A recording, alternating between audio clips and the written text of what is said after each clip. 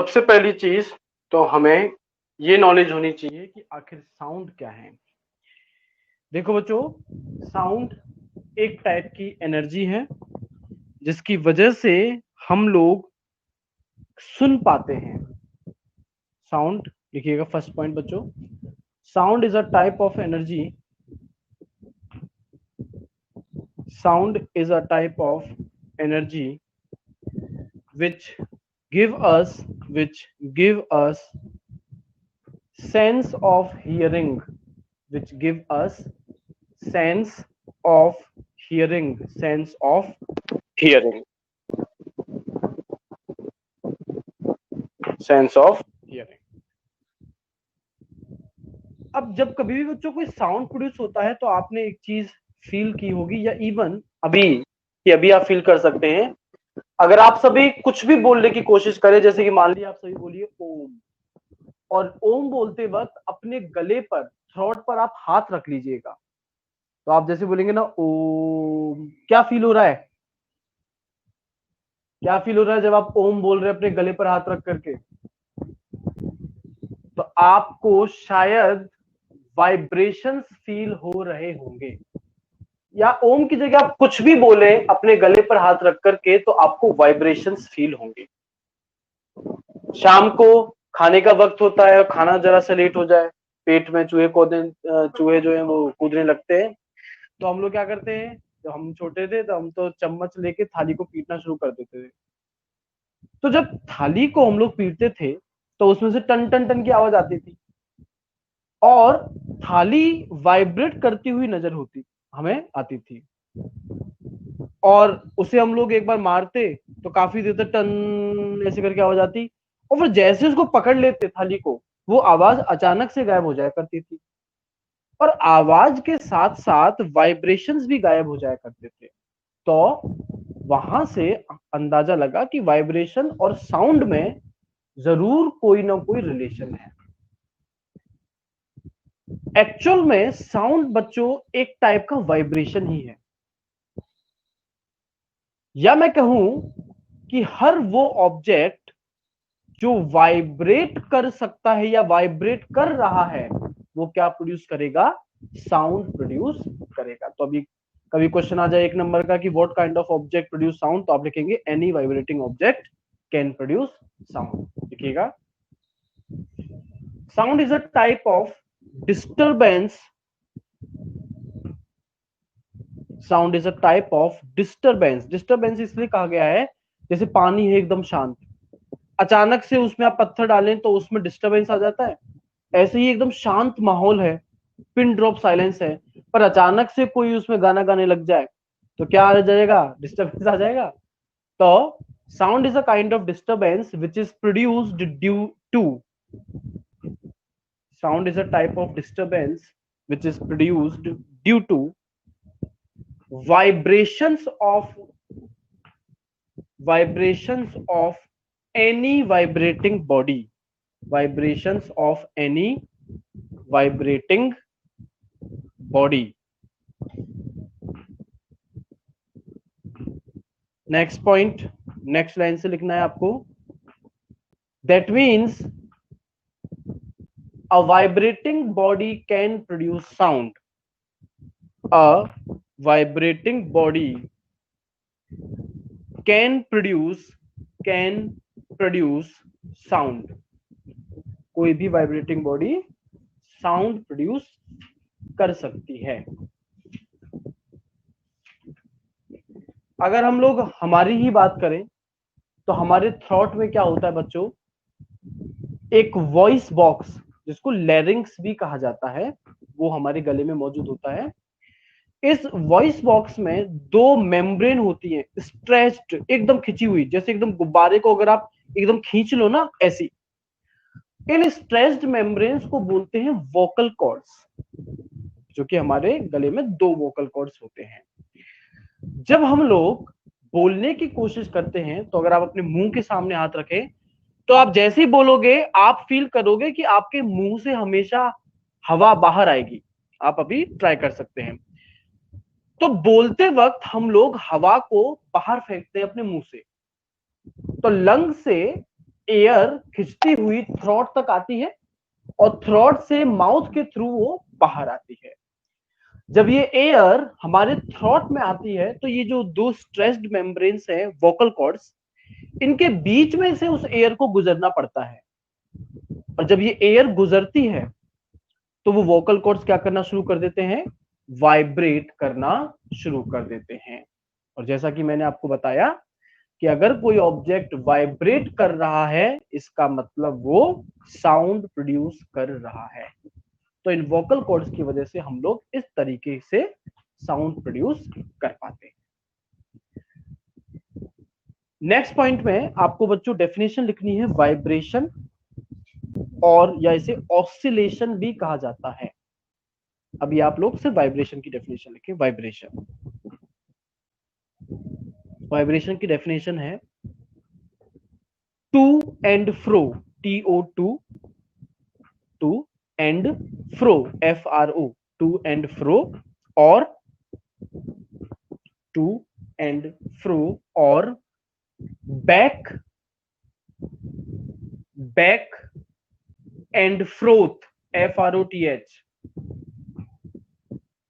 Back and froth motion of an object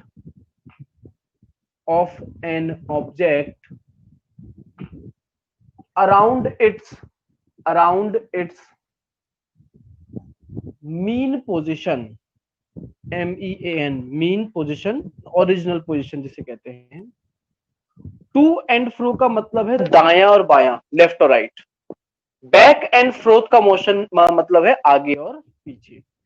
जब कोई object अपनी ओरिजिनल पोजीशन से लेफ्ट राइट मूव करता है, जैसे मैं अभी एक कदम राइट में चला जाऊं, फिर से लेफ्ट में आकर के अपनी पोजीशन पे आ जाऊं, फिर मैं एक कदम लेफ्ट में चला जाऊं और फिर से मैं अपनी पोजीशन पर आ जाऊं। ऐसा आपने देखा था पेंडुलम के केस में। जब एक पेंडुलम को हम लोग मूव कराते हैं तो पहले वो राइट में जाता है, फिर वापस घूम करके वो उसी पोजीशन पर आता है, और फिर लेफ्ट साइड में जाकर के वो फिर से उसी पोजीशन पर आ जाता है। तो जो एक ऑब्जेक्ट की ओरिजिनल या मीन पोजीशन है, जब उस मीन पोजीशन के अराउंड या तो लेफ्ट राइट में या आगे पीछे जब कोई ऑब्जेक्ट मूव करना शुरू कर देता है तो इसे ही हम लोग क्या कहते हैं, वाइब्रेशंस। इन्हें ही हम लोग क्या कहते हैं, वाइब्रेशन। सबसे पहला डायग्राम जो आपको बोर्ड पर नजर आ रहा है, फटाफट से उसे बना दीजिए, जिसमें ब्लू कलर से तो मीन पोजीशन बनाई गई है, जो रेड कलर से जो डॉटेड पोजीशन है, जो डॉट्स के थ्रू मैंने बताया है, वो उसकी डिस्प्लेस्ड पोजीशन है कि ऑब्जेक्ट अपनी मीन पोजीशन से कितना दूर तक डिस्प्लेस कर गया है।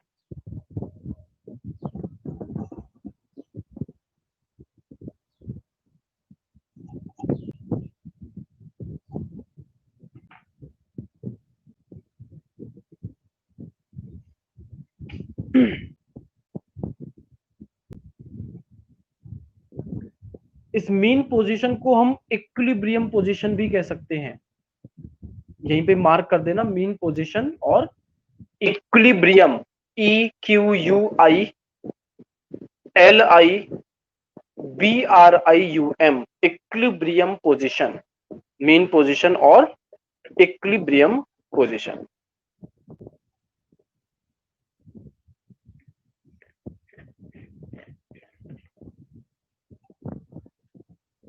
ठीक है जी।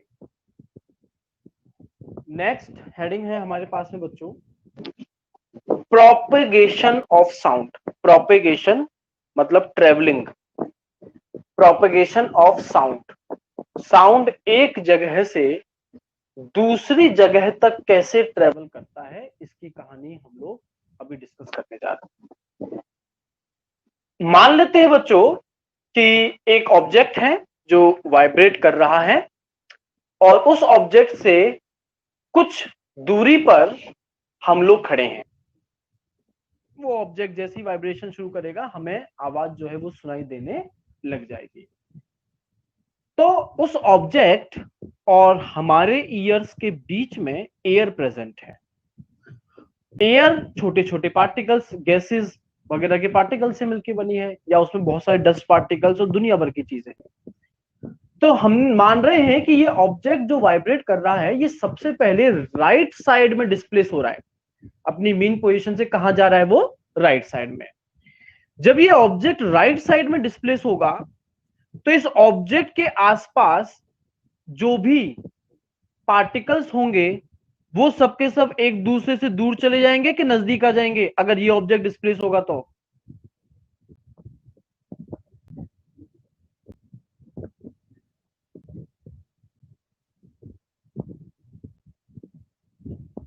बताओ, अगर पार्टिकल राइट साइड में डिस्प्लेस हुआ है तो उस पार्टिकल के आसपास जो पार्टिकल्स हैं वो पार्टिकल्स एक दूसरे के क्लोजर आ जाएंगे। ठीक है, जैसा कि कृष्ण ने बताया, एक दूसरे के क्लोजर आ जाएंगे। भाई पार्टिकल्स तो एक दूसरे के क्लोजर ही आएंगे ना, क्योंकि उन्हें एक तरफ से प्रेशर उन पर क्या किया जा रहा है, लगाया जा रहा है। तो राइट साइड में पार्टिकल ने मूव किया तो एयर के पार्टिकल्स पर प्रेशर लगाया, जिसकी वजह से वो पार्टिकल्स कहां गए, एक दूसरे के पास में आ गए।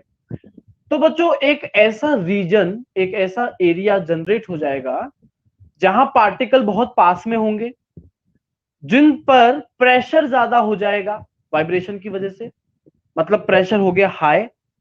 और क्योंकि पार्टिकल्स पास में आ गए तो क्या लगता है, डेंसिटी हाई हो जाएगी कि लो हो जाएगी उस रीजन की? अगर पार्टिकल्स पास में आ गए हैं तो ये जो रीजन जो क्रिएट होगा जिसमें प्रेशर ज्यादा हो गया है, इसकी डेंसिटी ज्यादा हो जाएगी, हाई हो जाएगी कि लो हो जाएगी? बिल्कुल कृष्णव, तो कृष्णव के अलावा बाकी सब सो रहे हैं शायद क्लास में। हाई हो जाएगी। तो ये जो हाई डेंसिटी और हाई प्रेशर वाला जो रीजन क्रिएट होता है इसे हम लोग कहते हैं कंप्रेशन। इसे हम लोग कहते हैं कंप्रेशन। पर जैसा कि हमें पता है कि भाई पार्टिकल एक बार राइट में आ गया है तो अब थोड़ी देर बाद में वो फिर से कहां आएगा, ओरिजिनल पोजीशन पर। और ओरिजिनल पोजीशन के बाद में वो कहां चला जाएगा, जस्ट उसके अपोजिट लेफ्ट साइड में। तो अब जो उसने हाई डेंसिटी वाला एरिया या रीजन क्रिएट किया था, अब वो अपोजिट साइड में मूव कर जाएगा। तो अब पार्टिकल्स जो एक दूसरे के क्लोजर आ गए थे, जिन पर प्रेशर ज्यादा हो गया था, अब वो पार्टिकल्स एक दूसरे से फिर से क्या हो जाएंगे, दूर। या मैं कहूं प्रेशर जो होगा अब क्या हो जाएगा, कम। या मैं कहूं डेंसिटी जो है वो क्या हो जाएगी, कम हो जाएगी। तो मतलब पहले तो एक ऐसा रीजन क्रिएट हुआ जिसकी डेंसिटी ज्यादा थी, जिसको हमने क्या कहा, कंप्रेशन। फिर थोड़ी देर बाद एक ऐसा रीजन क्रिएट होगा जिसकी डेंसिटी और प्रेशर कम होगा, और इसे हम लोग क्या कहेंगे, रेयर फ्रैक्शन। इसे हम लोग कहते हैं रेयर फ्रैक्शन। अब क्या होगा भाई, वाइब्रेशन है। वाइब्रेशन का मतलब यह है कि अब पार्टिकल फिर से वापस कहां आएगा, राइट साइड में। पार्टिकल फिर से राइट साइड में आएगा तो फिर से कंप्रेशन का रीजन क्रिएट होगा, फिर लेफ्ट में चला जाएगा, फिर रेयर फ्रैक्शन।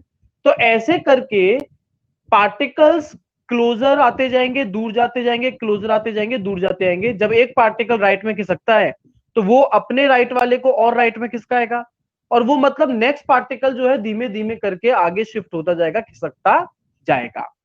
और ये जो वाइब्रेशन मतलब साउंड मतलब एनर्जी जिसे पार्टिकल कैरी कर रहा है, एक पॉइंट से ये वाइब्रेशन दूसरे पॉइंट्स तक पहुंच जाएगा।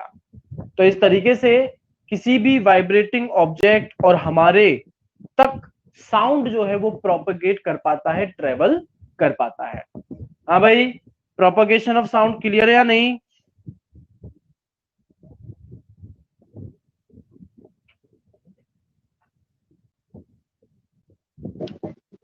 ठीक है, क्लियर है। तो फिर आपने जो हेडिंग बनाई है प्रोपगेशन ऑफ साउंड, उसमें लिखिएगा बच्चों,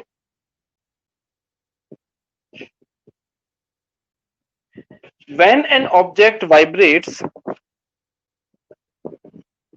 when an object vibrates, comma, it sets the neighboring particles, it sets the neighboring particles to vibrate, neighboring particles to vibrate. to vibrate. Full stop. These particles exert force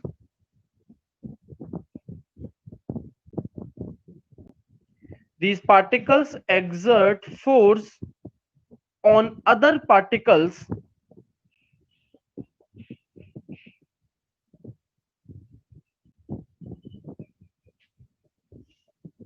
and a region of and a region of high density and pressure. High density and pressure is created. High density and pressure is created, which is called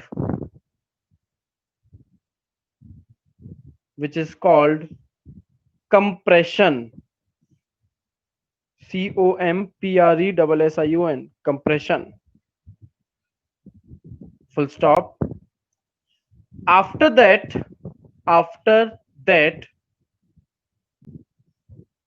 vibrating object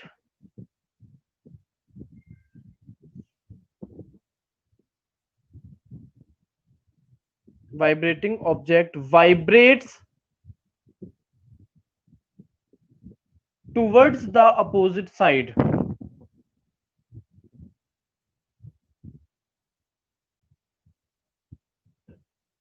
And creates a region of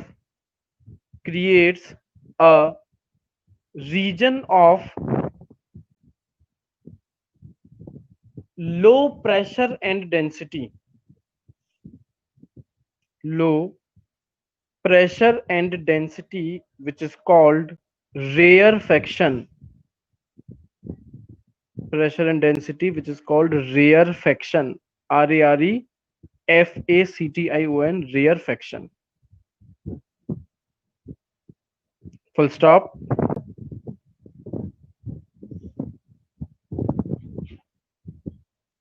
These compressions and rarefactions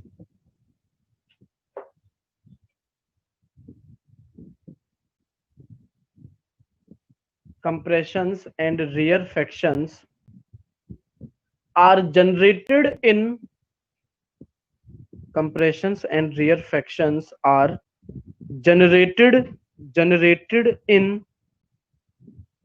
alternating order.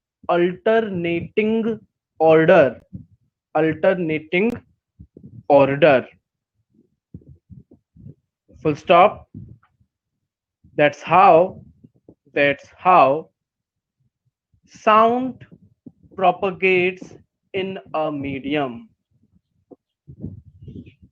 Sound propagates in a medium.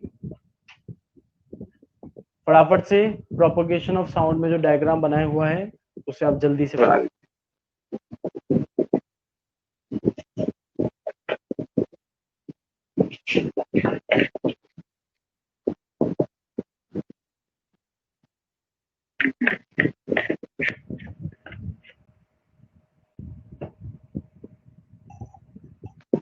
हमें आस लगा के आएगा तो जुकाम है. नींद में नाक क्यों बोल रही तेरी बार है? तेरे को पता है तेरी नाक वाइब्रेट कर रही है तो आवाज मेरे कान पर जा रही है. कैसे यार ये भी समझाया?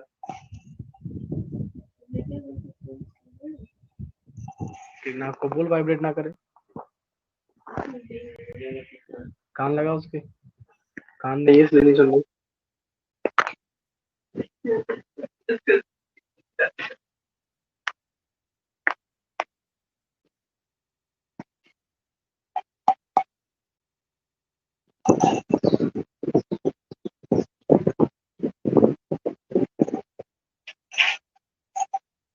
And that's how sound is propagated in a medium. ये कहा मैंने राहुल लास्ट लाइन.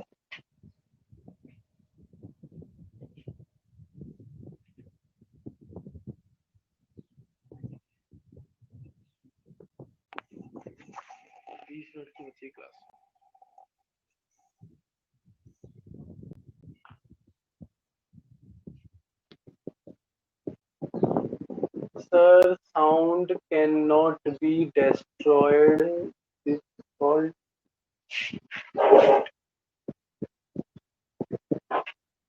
साउंड, समझ में नहीं आया मुझे क्या कहना चाह रहे हो। Sound can not be destroyed this called a energy.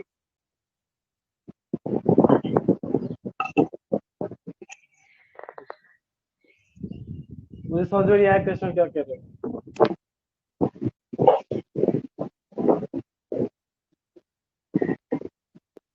Next जो हेडिंग है वो है बच्चों, sound needs a medium to travel. एक ऐसी एनर्जी जिसे ट्रेवल करने के लिए किसी मीडियम की जरूरत होती है, उसे हम लोग बच्चों कहते हैं मैकेनिकल एनर्जी। तो साउंड सच में एक मैकेनिकल एनर्जी है, मतलब कि एक ऐसी एनर्जी जिसे मीडियम की जरूरत है, सॉलिड, लिक्विड या गैस। कोई मुझे बताएगा किस मीडियम में साउंड की स्पीड मैक्सिमम होगी, सॉलिड्स में या गैसेस में? साउंड तुरंत सबसे जल्दी सबसे ज्यादा मात्रा में किस मीडियम में ट्रेवल करेगा?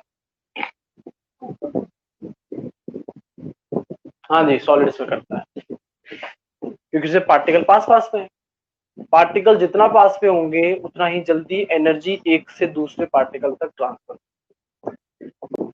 तो साउंड को सच में मीडियम की जरूरत है, इसको हम लोग एक्सपेरिमेंटली करके देख सकते हैं। दो तरीके, पहला तो आप में से कोई भी दो बच्चे चांद पर चले जाओ और आपस में बात करने की कोशिश करो।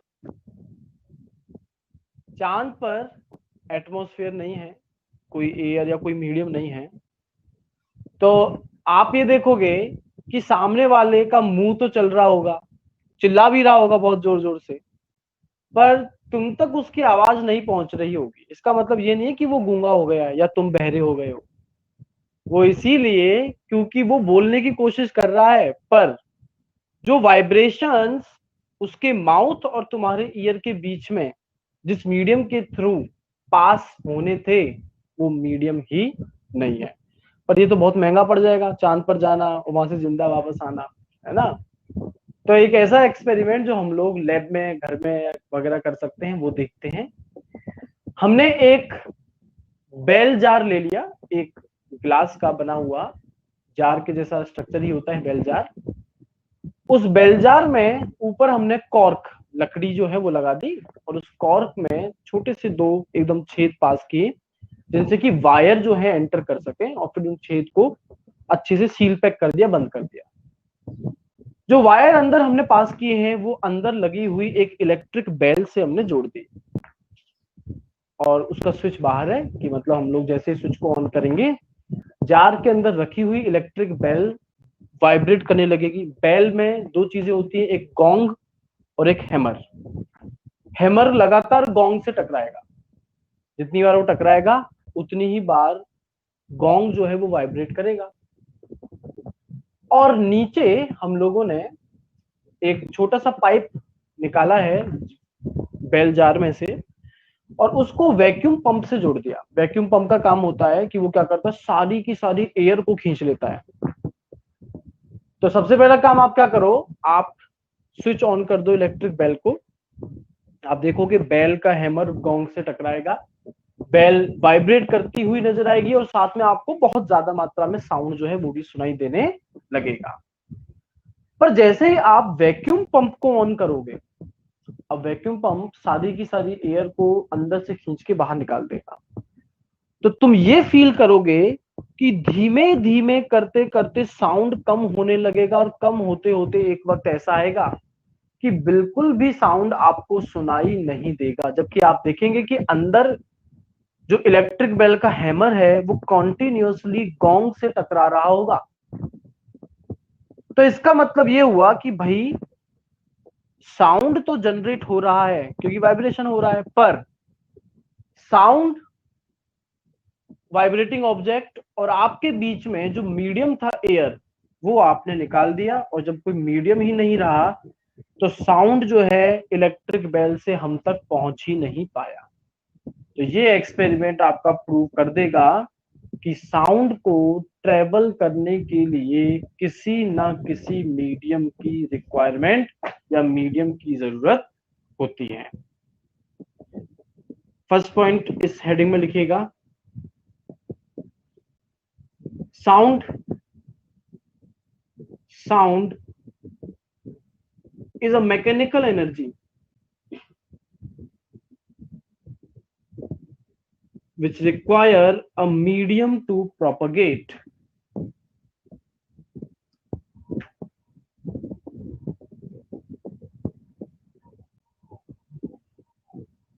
A medium to propagate.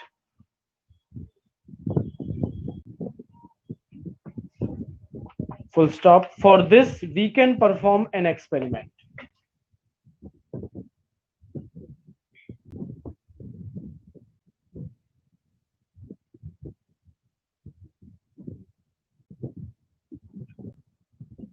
Next line से लिखना,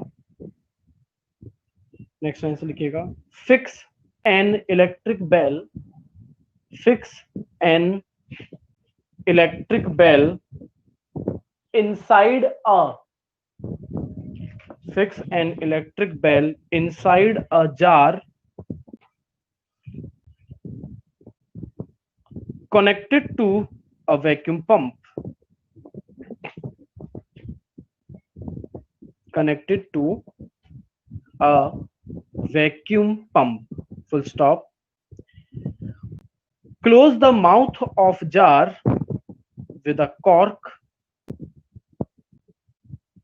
close the mouth of jar with a cork and ring the electric bell, and ring the electric bell, full stop. Slowly remove the air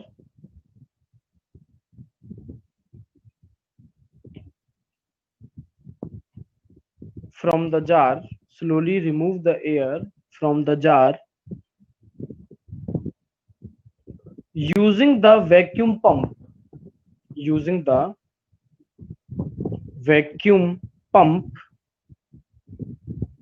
so that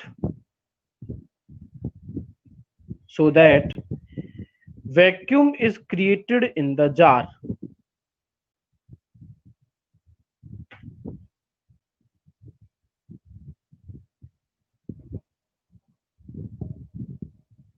Full stop.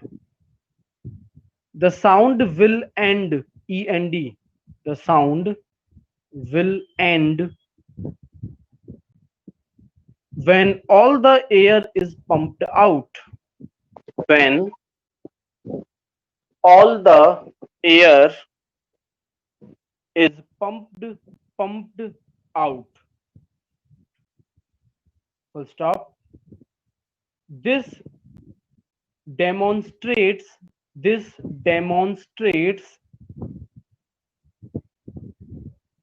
the requirement for a medium, this demonstrates the requirement for a medium to carry sound, requirement for a medium to carry sound. और जो diagram है बच्चों वो आप लोग draw कर लीजिए।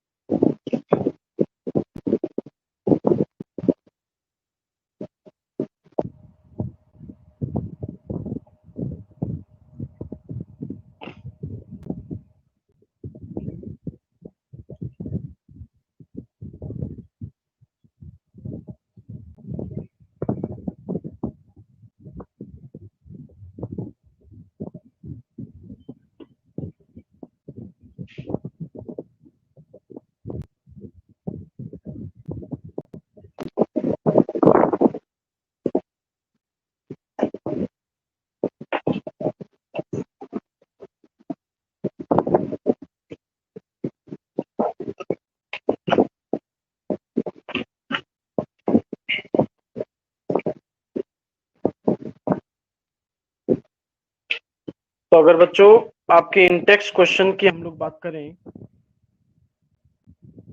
Page number 162 पर एक इंटेक्स्ट क्वेश्चन है, how does the sound produce bye a vibrating object in a medium reach your year. ये समझा दिया आपको कि कैसे आपके कानों तक किसी वाइब्रेटिंग ऑब्जेक्ट का साउंड जो है वो पहुंचता है।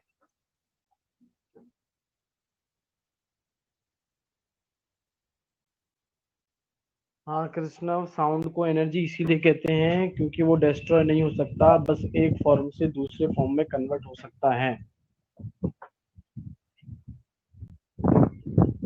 हाँ जी। फिर पेज नंबर 163 पर इंटेक्स्ट क्वेश्चन है, explain how sound is produced by your school bell. तो हमारे स्कूल बेल कैसे साउंड प्रोड्यूस करती है, जब उसे हैमर से बीट किया जाता है तो गोंग क्या करना शुरू कर देता है, वाइब्रेट। और वो वाइब्रेटिंग मीडियम, जो वाइब्रेटिंग ऑब्जेक्ट है आपकी गोंग, वो आसपास में एयर की जो पार्टिकल्स हैं उनमें क्या ले जाता है, उनमें वाइब्रेशन क्रिएट कर देता है। और ये वाइब्रेशन इस तरीके से एक जगह से दूसरी जगह तक पहुंच जाते हैं।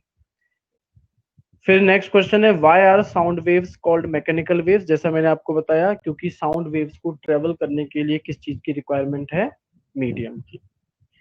थर्ड क्वेश्चन है, suppose you and your friend are on the moon, चांद पर हैं, will you be able to hear any sound produce by your friend. तो इसका आंसर आप सभी को पता है, नो, नहीं, क्योंकि दोनों के बीच में कोई मीडियम ही प्रेजेंट नहीं होगा। नेक्स्ट हेडिंग आप जो बुक में देखेंगे वो है, sound waves are longitudinal waves. आपको हेडिंग बनानी है टाइप्स ऑफ वेव्स। आपको हेडिंग बनानी है बच्चों, टाइप्स ऑफ वेव्स।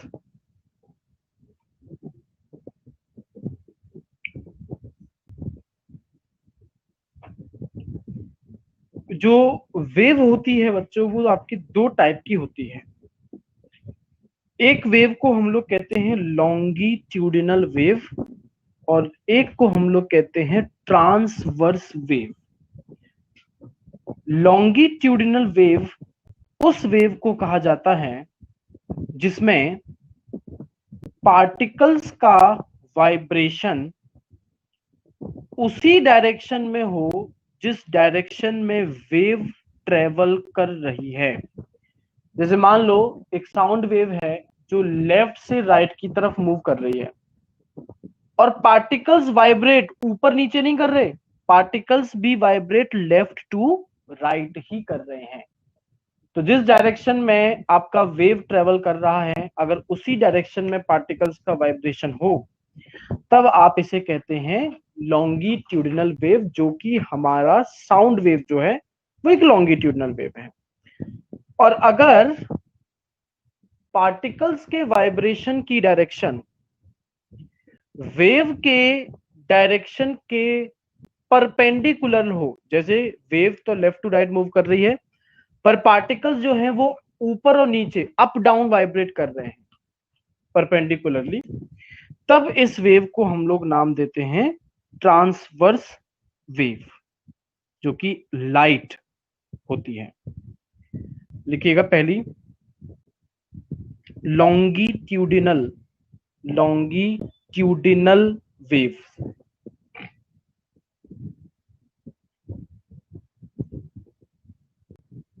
लिखो डेफिनेशन इसकी, the waves in which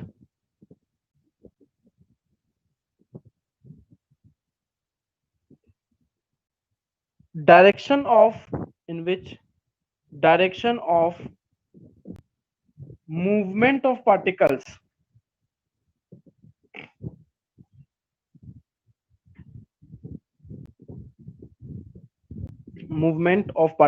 and the direction of wave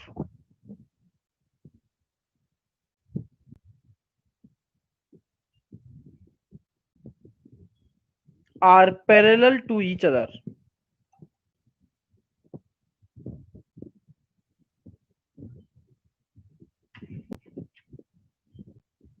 then these waves are called longitudinal waves. These waves are called longitudinal waves. Example, sound waves.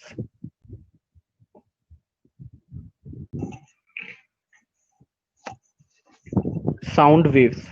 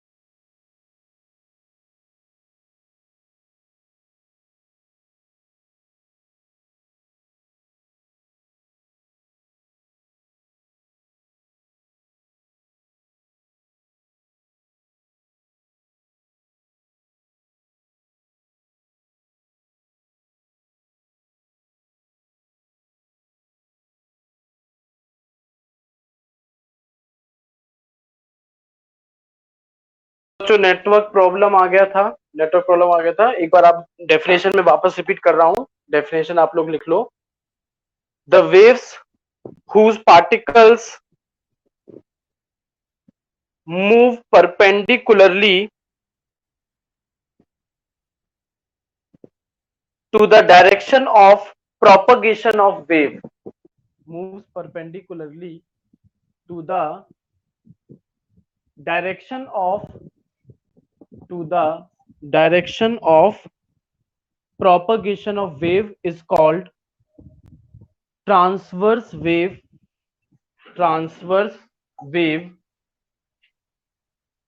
और example हो जाएगा बच्चों light wave. तो चलिए बच्चों, मैं आपसे नेक्स्ट क्लास में मिलूंगा।